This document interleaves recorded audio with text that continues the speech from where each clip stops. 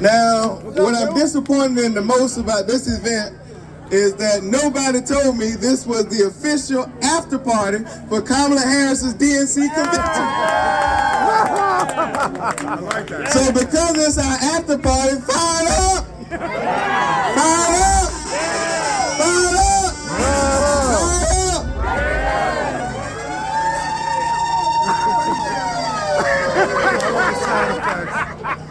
DJ! Let me say a couple things really quick because I know it's hot. First of all, on behalf of 3 people that I have the privilege and the blessing to work with, let me say thank you. First, on behalf of the next president of the United States, Kamala D. Harris, the next vice president of these United States, Tim Walz, and the next speaker of the House, Hakeem Jeffries. Let me say thank you. It is because of this community.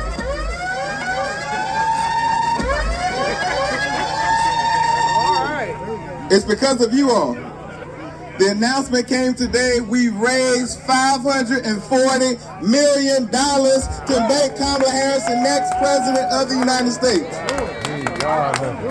But let me just say very quickly, we were in a fight. Somebody say fight. Fight. We are in a fight. Somebody say fight. Fight. But when we fight, we win. When we fight, we win. When we fight, we win. And when we fight, we're going to send Shontel Brown back to the United States Congress. We're going to send Sherrod Brown back to the United States Senate. We're going to send Kamala Harris and Tim Walz to the United States White House. And we're going to win up and down the ballot. But let me tell you what the fight is going to look like very quickly. We've got to defend Kamala Harris. We've got to defend that black woman. When they say she hasn't done anything for us, we have to defend that black woman. When they say she hasn't done anything for our children, we have to remind them she cut black child poverty in half with the child tax credit. We've got to defend that black woman. When they say she hadn't done anything for this environment, we have to remind them because of her, we have the largest investment in the climate crisis in the history of the world. We have to defend that black woman. When they say she's done nothing for gun violence, we have to remind them the first piece of gun legislation in 30 years is because of her, and because of that, violent crimes is down in this country. We have to defend that black woman. When they say she hasn't done anything on voting rights, we got to remind them about the executive order she signed. We got to remind them that more black people have health insurance than ever before, more black businesses than ever before. We've lowered the racial wealth gap for the first time in 20 years. Black unemployment is the lowest on record. 16 million jobs. We've got to defend that black woman. And when we defend that black woman, she will raise her hand in January as the first woman of color as president of these United States. And when she raises her hand, Hakeem Jeffries will be the first black speaker of these United States. And when Jeffries is a speaker, Shontel Brown is going to the Appropriations Committee, just like Lou Stokes and Stephanie Tubb Jones. That'll be a good thing. Yes, that will be a great thing. And so this election is important. I'll end very quickly with this. I've been telling people for a very long time in my career that every election is the most important election of our lifetime. And that's the biggest lie I ever told. Because every election is important. Yes, right. But as I said to the group yesterday, Mr. Mayor, this is by far the most consequential election of our lifetime. Thank you, sir. And so we need Lottie Dottie and everybody to join this Democratic Party. Thank y'all for what you're going to do. Right on. Let's drop that mic. I like that. All right, so you heard the call. Yeah. We have work to do, and because we only have a little less than now 71 days to do it, and early voting starts October the 8th. October the 8th, so that cuts our time in half. So that means we have to work twice as hard, twice as fast than we ever have before, ladies and gentlemen. And it is serious. So we can't take all of this energy and do nothing with it. Because I am reminded of 2016. When we were on the verge of making history in 2016, we were all excited about one of the most qualified candidates to ever run for presidency in our nation's history. and her name was Secretary Clinton. Oh, but her emails, people said. If emails were all we had to worry about today. So I want to remind you all that we are not in a place of perfection. We are looking and striving for perfection. We need to make sure that everyone participates in this election, because this is not going to be easy, y'all.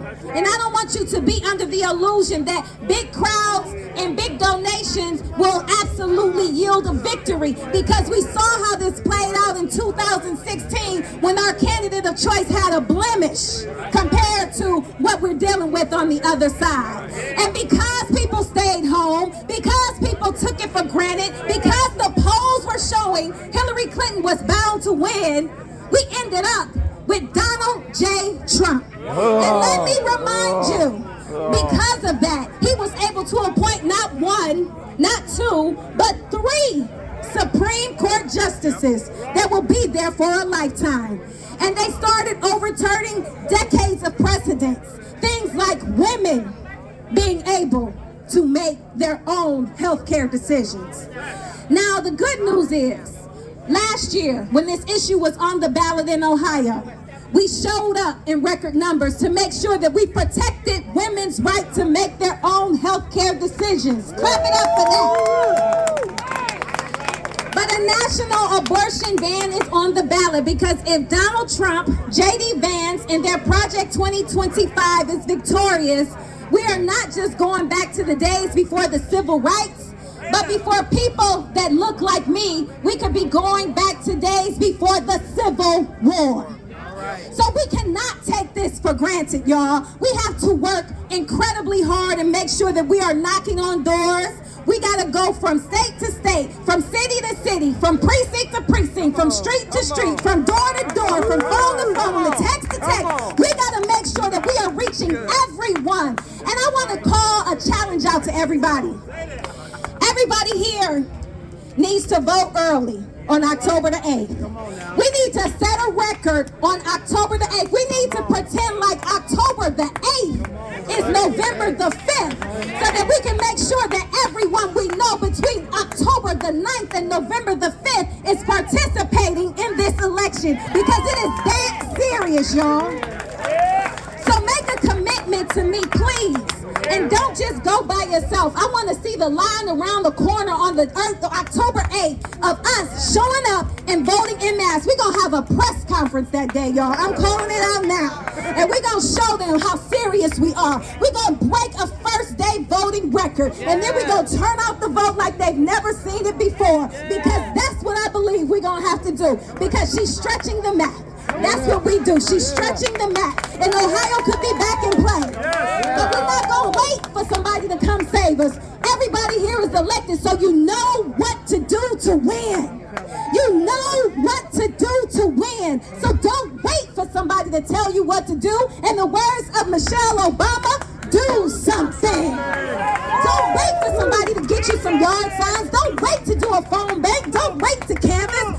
Do something. So don't wait, because we don't have time. We don't have time. Time is not our friend. Time is our enemy. So we have to make sure that we are running the clock all the way out and showing up and breaking records. So y'all, I'm going to close with this. When we fight, we win. When we fight, we win. When we vote, we win. When we vote, we win. We got to make sure we vote like we've never voted before, because again, this is the election that Antoine calls a survival election. That's right. We need to make sure we preserve our democracy by any, every, and all means necessary. God bless y'all. Have some fun, but get to work.